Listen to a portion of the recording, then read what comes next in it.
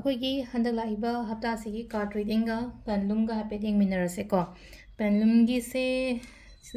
ꯁꯟꯁ꯭ꯇꯣꯟꯒꯤ ꯀꯩꯅꯣ ꯑꯣꯏꯅ ꯑꯣꯏꯔꯦꯀꯣ ꯁꯤꯒꯤꯁꯦ ꯀ꯭ꯔꯤꯁꯇꯜꯁꯦ ꯁꯟꯁ꯭ꯇꯣꯟ ꯅꯣꯡꯃꯥꯏꯖꯤꯡꯁꯨ ꯑꯣꯏꯔꯦ ꯁꯟꯁ꯭ꯇꯣꯟꯒꯤ ꯑꯦꯅꯔꯖꯤꯁꯤꯅ ꯀꯔꯤ ꯍꯥꯏꯒꯦ ꯍꯥꯏꯕꯗ ꯍꯥꯏꯐꯦꯠꯇꯪ ꯌꯦꯡꯉꯁꯦꯀꯣ ꯍꯥꯏꯗꯤ ꯄꯣꯠ ꯑꯃ ꯁꯨꯝ ꯈꯟꯕꯤꯔꯁꯦ ꯑꯩꯅ ꯅꯤꯡꯉꯤꯕ ꯄꯣꯠꯁꯦ ꯑꯣꯏꯒꯗ꯭ꯔꯥ ꯑꯣꯏꯔꯣꯏꯗ꯭ꯔꯥ ꯀꯔꯝꯕ ꯃꯇꯝꯗ ꯌꯥꯒꯗꯒꯦꯀꯣ ꯑꯗꯨꯒꯤ ꯃꯇꯨꯡ ꯏꯟꯅ ꯍꯥꯏꯐꯦꯠꯇꯪ ꯌꯦꯡꯉꯁꯦꯀꯣ ꯍꯥꯏꯗꯤ ꯁꯤꯗ ꯑꯩꯅ ꯍꯥꯏꯗꯤ ꯀꯩꯝꯇ ꯈꯟꯗꯦ ꯈꯣꯠꯇꯦ ꯀꯥꯏꯅ ꯈꯜꯂꯒꯁꯨ ꯚꯤꯗꯤꯑꯣꯁꯦ ꯄꯣꯁ ꯇꯧꯔꯒ ꯊꯝꯃꯦꯗꯅꯀꯣ ꯑꯗꯨꯒ ꯉꯥꯛꯇꯪ ꯂꯩꯔꯒ ꯀꯩꯅꯣꯒꯨꯝꯕ ꯇꯧꯕꯤꯕ ꯍꯥꯏꯇꯥꯔꯦꯀꯣ ꯁꯤꯂꯥꯏꯁꯦ ꯃꯟꯗꯦ ꯐ꯭ꯔꯥꯏꯗꯦ ꯍꯥꯏꯅ ꯂꯥꯛꯑꯦ ꯌꯦꯁ ꯍꯥꯏꯅ ꯑꯃꯒ ꯂꯥꯛꯑꯦꯀꯣ ꯐꯦꯕ꯭ꯔꯤꯒꯨꯝꯕ ꯀꯩꯒꯨꯝꯕ ꯑꯩꯅ ꯉꯥꯏꯔꯒ ꯂꯩꯔꯤꯕ ꯄꯣꯠꯁꯦ ꯉꯁꯤꯒꯤ ꯑꯣꯏꯅ ꯍꯥꯏꯔꯒꯗꯤ ꯐꯦꯕ꯭ꯔꯤꯗ ꯀꯩꯗ ꯌꯦꯁ ꯑꯗꯨꯒꯀꯣ ꯍꯥꯏꯗꯤ ꯐ꯭ꯔꯥꯏꯗꯦ ꯊꯔꯁꯗꯦ ꯑꯗꯒꯤ ꯃꯟꯗꯦꯒꯨꯝꯕ ꯀꯩꯒꯨꯝꯕ ꯑꯗꯨꯃꯥꯏꯅ ꯍꯟꯗꯛꯀꯤ ꯍꯞꯇꯥꯗ ꯀꯩꯅꯣꯝꯃ ꯇꯧꯒꯦꯅ ꯈꯜꯂꯒꯗꯤꯀꯣ ꯁꯤꯁꯤꯅ ꯑꯩꯈꯣꯏꯗ ꯑꯍꯥꯟꯕꯒꯤ ꯄꯦꯟꯂꯨꯝꯒꯤ ꯂꯩꯔꯦꯀꯣ ꯑꯗꯨꯒ ꯀꯥꯔꯗꯀꯤ ꯃꯦꯁꯦꯖꯁꯨ ꯌꯦꯡꯃꯤꯟꯅꯔꯁꯦ ꯍꯟꯗꯛ ꯍꯞꯇꯥꯒꯤ ꯑꯣꯏꯅ ꯀꯥꯔꯗꯀꯤ ꯔꯤꯗꯤꯡꯅ ꯀꯥꯔꯗꯀꯤ ꯑꯦꯅꯔꯖꯤꯁꯅ ꯀꯩ ꯂꯥꯛꯀꯦ ꯍꯥꯏꯕꯗꯣ ꯑꯗꯨꯗꯨꯃ ꯌꯦꯡꯃꯤꯟꯅꯔꯁꯦꯀꯣ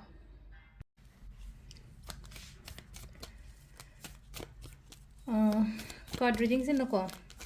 ꯀꯥꯔꯗ ꯇꯔꯦꯠ ꯈꯛꯇꯪ ꯂꯧꯊꯣꯛꯆꯒꯦ ꯇꯔꯦꯠꯁꯤꯗꯒꯤ ꯑꯃꯃꯝ ꯍꯥꯏꯗꯤ ꯀꯥꯔꯗ ꯑꯃꯈꯛꯇꯪꯒꯤ ꯃꯦꯁꯦꯖ ꯍꯥꯏꯐꯦꯠꯇꯪ ꯌꯦꯡꯃꯤꯟꯅꯔꯁꯦꯀꯣ ꯅꯣꯡꯃꯥꯏꯖꯤꯡ ꯅꯤꯡꯊꯧꯀꯥꯕ ꯂꯩꯕꯥꯛꯄꯣꯛꯄꯀꯣ ꯏꯁꯥ ꯃꯄꯥꯗꯣ ꯄꯤꯛ ꯇꯧꯔꯒ ꯌꯦꯡꯉꯁꯦꯀꯣ ꯈꯟꯕꯤꯔꯒ ꯑꯍꯥꯟꯕꯒꯤ ꯑꯗꯨꯝ ꯀꯩꯅꯣꯀꯣ ꯅꯣꯡꯃꯥꯏꯖꯤꯡ ꯂꯩꯔꯦ ꯅꯤꯡꯊꯧꯀꯥꯕ ꯂꯩꯕꯥꯛꯄꯣꯛꯄ ꯌꯨꯝꯖꯀꯩꯁ ꯁꯒꯣꯜꯁꯦꯟ ꯏꯔꯥꯏ ꯊꯥꯡꯖ ꯍꯟꯗꯛꯀꯤ ꯂꯥꯛꯏꯕ ꯋꯤꯛꯁꯤꯒꯤ ꯀꯔꯤ ꯒꯥꯏꯗꯦꯟꯁ ꯂꯩꯒꯦ ꯍꯥꯏꯕꯗꯣꯀꯣ ꯁꯤꯗ ꯀꯥꯔꯗ ꯇꯔꯦꯠꯁꯤꯗꯒꯤ ꯑꯩꯒꯤ ꯑꯍꯥꯟꯕꯒꯤ ꯅꯣꯡꯃꯥꯏꯖꯤꯡꯒꯤ ꯑꯣꯏꯅ ꯁꯤ ꯂꯩꯔꯦꯀꯣ ꯅꯣꯡꯃꯥꯏꯖꯤꯡꯒꯤ ꯑꯣꯏꯅ ꯂꯩꯅꯀꯣ ꯃꯤꯅ ꯉꯥꯡꯕ ꯈꯣꯠꯄꯗ ꯌꯥꯝꯅ ꯀꯥ ꯍꯦꯟꯅ ꯆꯠꯀꯅꯨꯀꯣ ꯃꯤꯅ ꯉꯥꯡꯕꯗ ꯆꯠꯀꯅꯨ ꯃꯤꯅ ꯅꯪ ꯁꯤ ꯇꯧꯕ ꯐꯅꯤ ꯈꯣꯠꯅꯤ ꯅꯠꯇ꯭ꯔꯒ ꯍꯥꯏ ꯁꯤ ꯇꯧꯒꯅꯨ ꯅꯪꯉꯣꯟꯗ ꯀꯩꯅꯣ ꯇꯧꯕ ꯍꯥꯏꯇꯥꯔꯦꯀꯣ ꯅꯪꯉꯣꯟꯗ ꯀꯥꯟꯅꯔꯣꯏꯗꯕꯗ ꯈꯣꯠꯂꯣꯏꯗꯕ ꯀꯥꯏꯅ ꯑꯩꯅ ꯈꯜꯂꯤꯕ ꯄꯣꯠꯇꯣ ꯑꯩꯅ ꯅꯤꯡꯉꯤꯕ ꯄꯣꯠꯇꯣ ꯑꯗꯨꯗꯣ ꯐꯖꯅ ꯑꯗꯨꯃꯥꯏꯅꯒꯨꯝꯕ ꯇꯧꯕꯤꯕ ꯍꯥꯏꯇꯥꯔꯦꯀꯣ ꯑꯗꯨꯒ ꯃꯤ ꯈꯨꯗꯤꯡꯃꯛꯇ ꯂꯣꯏꯅ ꯊꯥꯖꯒꯅꯨꯀꯣ ꯑꯩꯒ ꯂꯣꯏꯅꯔꯤꯕ ꯃꯤ ꯍꯥꯏꯇꯥꯔꯦꯀꯣ ꯁꯤꯗ ꯑꯩꯉꯣꯟꯗ ꯑꯗꯨꯝ ꯈꯤꯇꯪ ꯑꯣꯏꯗꯕ ꯈꯣꯠꯇꯕ ꯑꯗꯨꯃꯥꯏꯅ ꯇꯧꯔꯒ ꯍꯥꯏꯗꯤ ꯄꯩꯁꯥ ꯅꯨꯡꯁꯥꯒꯤ ꯃꯇꯥꯡꯗꯒꯗꯤ ꯌꯥꯝ ꯀꯥ ꯍꯦꯟꯅ ꯄꯤꯊꯣꯛ ꯈꯣꯠꯇꯣꯛꯄꯗꯤ ꯇꯧꯒꯅꯨꯀꯣ ꯃꯤꯉꯣꯟꯗ ꯇ꯭ꯔꯁ ꯌꯥꯝꯅ ꯇꯧꯕ ꯌꯥꯗꯦꯀꯣ ꯍꯥꯏꯗꯤ ꯃꯤꯁꯤꯡꯁꯤꯅ ꯑꯩꯉꯣꯟꯗ ꯀꯩ ꯍꯥꯏꯅꯤ ꯕꯦꯛ ꯁ꯭ꯇꯦꯞꯅꯤ ꯈꯪꯗꯦꯀꯣ ꯃꯅꯤꯡꯗꯒꯤ ꯑꯦꯇꯦꯛ ꯇꯧꯔꯛꯄꯅꯤ ꯈꯪꯗꯦ ꯑꯃꯅꯤ ꯈꯪꯗꯦ ꯌꯥꯝ ꯊꯥꯖꯗꯕ ꯃꯤꯅ ꯕꯤꯁ꯭ꯋꯥꯁꯀꯨꯝꯕ ꯍꯥꯞꯄꯗꯣ ꯑꯗꯨ ꯏꯁꯝ ꯁꯝꯅ ꯍꯥꯏꯕꯗꯣ ꯑꯗꯨꯃꯥꯏꯅ ꯇꯧꯔꯒ ꯑꯗꯨ ꯑꯣꯏꯀꯣ ꯑꯍꯥꯟꯕꯒꯤ ꯅꯝꯕꯔ 1 ꯈꯟꯕꯉꯩꯒꯤ ꯑꯣꯏꯅ ꯍꯥꯏꯔꯒꯗꯤꯀꯣ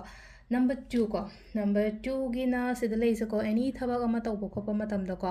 सिदा लेसे हाइदि गाइडेंस फॉलो तौरगा तौबियो को हाइदि अइना थबक अमा चत्तोइने तौदोइने काइना खल्लगदि एगी पेरेंट्स ओइरो एगी ददा इचे करिकरा हाइदि मोइगा तानारगुम्बा तौबा अदुमाइना अमता लेत्रे ओजा गुरुगुम्बदा तानाबिबो खोपिबो को अदुमबसु ले अदुगा इशागी हैजबो को चबंगै लेना को अदुमबसु अदुम मिंगोंदा शेयर तौबदा काइबा लेबा जानाते को सिदा लेसे एगी खंगजरिबा अइना हैरिबा कोलि मैम सो हिनंग दुकाबगी लेरे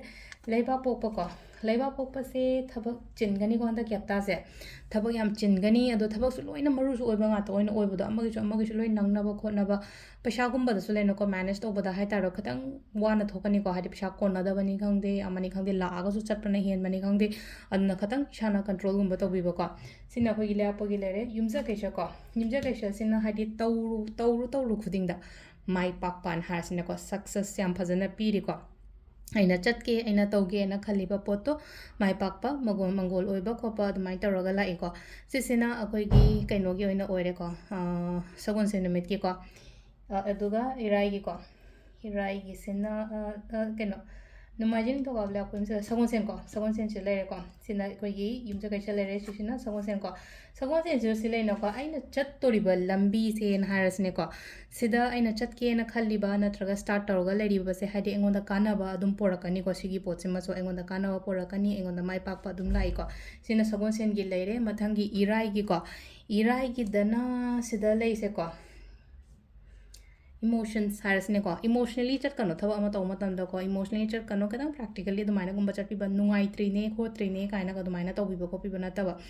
हादि सिगी पोचे अइना तौ मतमदा एंगोंदा कानगद्रा कानरोइदा माना करी खनगिनी खोतगिनी काइना केम खनगनो मी अतोपसिना अइगी मरमदा कई खनगिनी खोतगिनी काइना लोइ थादोपियो सिगी पोत मैम से को अदो थबक तौबिबा मतमदा लेइना को खतंग खंधरगा हाइतारको फजना खंधरगुम्बा तौबिबा सिसिमा लेरेको अदुगा सिसिना थलासकी थांगजगी को थांगजकीसिना हादि खुदोंग चाबगुम्बा लाइको हादि सोमदा खुदोंग चाबगुम्बा लाई अपॉर्चुनिटीज नि खंगदे पोत योंबदा हेना कानबनी खंगदे अदुमाइन तौरगा पैसा नुंसागी लमदा हाइतारे अदुमाइना खरा फबा खोतपा अदुम लाई अदु सिदा लेरे अखोइगी हंदकी हप्तागी कार्ड रीडिंग से मैम थैंक यू